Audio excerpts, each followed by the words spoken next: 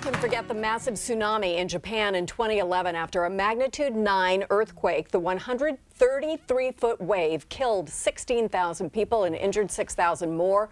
More than 2,500 people remain missing to this day. Geologists here in Washington State are predicting a tsunami of up to 60 feet in southwestern Washington should a magnitude 9 quake hit here. So here to explain exactly what this means and how to prepare if we can, please welcome from the Washington State Department of Natural Resources, Geologist Daniel Eungard. It's good to have you here. Thank you.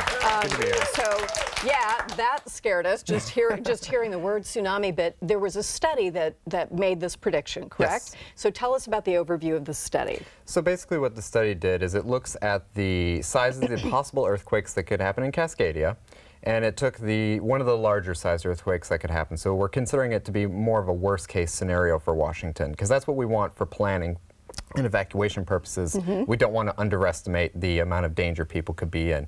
And so that study did some modeling to see, okay, where do the waves go? What do the waves look like? And then from that, we were able to make maps to show depth of inundation, where inundation is going to occur. So why southwestern Washington? And we're going to take a look at the maps at the same time. Why would it hit there? Yeah, so the Cascadia subduction zone runs all the way along the Pacific Northwestern coast, so all the way from northern California to British Columbia. So all of Washington's coastline is off of the subduction zone. And so the waves would just propagate right to the shoreline. And so the first place it's going to reach is the southwestern Washington coast. Oh, the first place it's going to reach. Yes. Okay, so then does it roll across the rest of the coast? It will go everywhere. So it'll roll into the southwestern Washington, into the bays and harbors, up the river channels. It'll go into the Strait of Juan de Fuca and then funnel its way down throughout the Sound and into the South Sound as well. So everyone will see and feel the tsunami waves to some extent. Alrighty, let's take a look at an animation of what this would look like. And don't have it? Okay, we don't have the animation, but just describe for us, if you would, what this would look like if you saw the tsunami. Right. And please, if you see the tsunami, go the other way. Yeah, run. We'll talk quickly about that in a minute, but what does it look like? So what you would see if you're standing at the beach, and it varies depending on where you're at, but what you would see is just the water quickly rising to meet you. And that's often a misconception, is it's not like a breaking wave when you're normally at the beach and you see, you know, the big surf and people surfing and that sort of stuff. It's not that kind of a wave. It's just the water just will start encroaching. Oh, we do have the animation, so here we go. So it's you can approaching. See the wave approaching the shoreline, impacts the shoreline. It's going to enter into the harbors and just continue going. And another important thing to remember is it's a series of waves. So it's not just a wave. It's wave after wave after wave for many hours. And so that's very important to remember if you're thinking about emergency management or search and rescue operations, is the area may still be dangerous sometime later after. And so we would recommend, you know, for emergency managers taking that in consideration, the danger that could happen even later. So what kind of a warning system do we have? So off of the shore we have, there's buoys in the water that will detect the surface of the water when the wave passes. And that's all around the entire Pacific Rim, but everywhere in the Pacific Ocean they have these buoy systems. There's also seismometers that will detect the earthquake itself. It's a very large earthquake, and so that'll be the first two signs of a warning, is the seismometers and then the buoy system.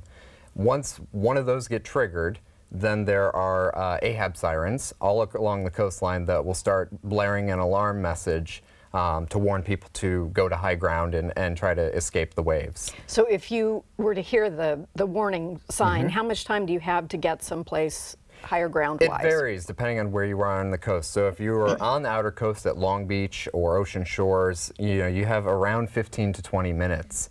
But if you're in the inner harbor, or, you know, kind of in the Aberdeen, kind of, you know, more towards the riverside, you have much more time to evacuate. We should have a go bag, though, if we live in that area, right? Personal so we throw it in the car and go. You don't want to be running around the house at that point, figuring out what you want to do. So how can people kind of learn more about this study? What's the best way for us to access the results? So the results are available at dnr.wa.gov. That's our website.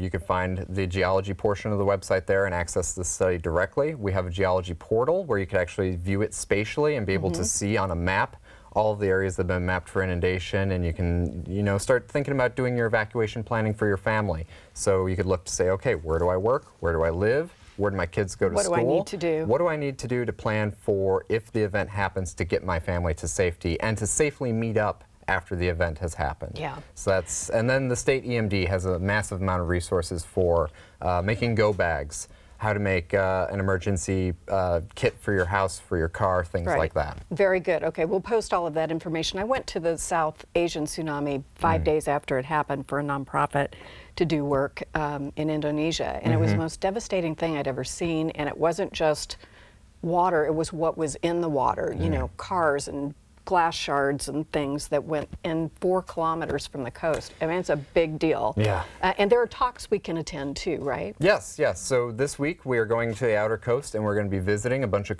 coastal communities, and there's information there on EMD's website as well as to where we're going. So we'll be hitting 8 stops in various coastal communities, doing community outreach, talking to the people there, and getting down to the local level. Yes. You know, what is your concern? Not just generally, but what do you need to know? Thank you so much. For a list of all the towns in Southwest Washington getting a visit from earthquake and tsunami experts starting tomorrow, please check New Day's website. We'll have the other resources there as well. We'll be right back. Thank you. If you